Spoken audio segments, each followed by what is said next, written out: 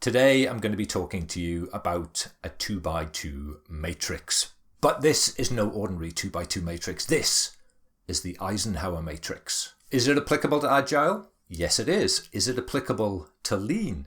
Yes, it is. And does it have the power to, completely change your life? I think it does. Hi, this is Gary. Welcome to Development That Pays. This is a 2x2 matrix. I'm sure you know how they work. If it refers to a car, maybe one axis would be performance and the other might be fuel efficiency. We like performance, we like fuel efficiency, we really like both. Or perhaps a matrix that refers to a partner. We'd like a partner that's smart. We'd like a partner that's good looking. But we'd really like a partner that's both. Or food. We like our food to be delicious. We'd also like it to be healthy. But if it can be healthy and delicious, that's got to be good. It always works the same way.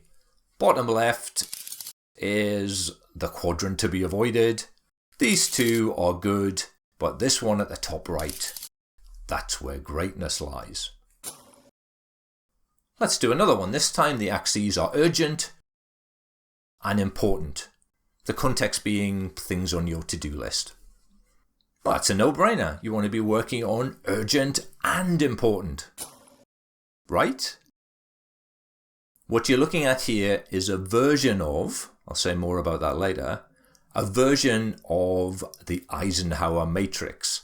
That's Eisenhower as in Dwight D. Eisenhower, former US president. Now, I could go through the Eisenhower Matrix quadrant by quadrant, and I'm sure you would get it at an intellectual level, but I want you to get it at a deeper level. I want to burn this thing into your skull. That's how important I think it is. I want you to imagine that you're on a boat. You look out over the ocean to a beautiful sunset.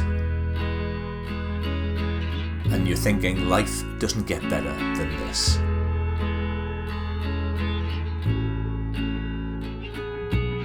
And then suddenly, there's an almighty crash. Your boat's hit something, and whatever it was, it's damaged the hull. The boat is taking in water. Without a moment's hesitation, you start to bail, as if your life depended upon it. Because, it kinda does. Let's just hold it there. This act of bailing water out of the bottom of the boat, where do you think that falls on the Eisenhower Matrix? Is it important? Yeah, I think it is. If you don't do it, your boat's gonna sink. Is it urgent? For example, could you put off the act of bailing until tomorrow? No, I don't think so. It's urgent. You need to bail, and you need to bail right now. Bailing water out of your sinking ship is urgent and important. Slap bang in this quadrant. So you keep bailing. But after 15 minutes, it's clear that you're not getting anywhere. Although the level of the water isn't getting any higher, it isn't getting any lower either. There must be something else you could do. Somehow you've got to find a way to repair that hole. Where does repairing the hole fit into this matrix?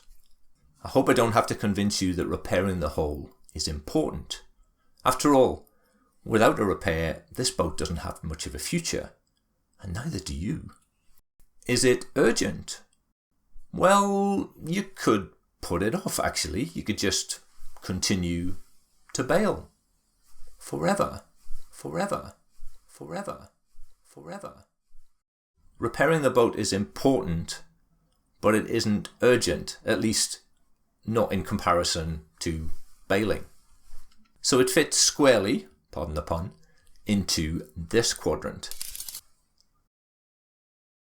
You're caught in an excruciating conflict between these two quadrants. You'd love to be able to repair the hole, but if you stop bailing, bad things will happen. The important thing is being held to ransom by the important and urgent thing. Then, in a moment of clarity, you realize what you must do. With superhuman effort, you bail as fast as you can for as long as you can. And then you dive down and attempt to repair the hole. You manage to effect a partial repair, but it isn't long before the level of the water rises to a dangerous level.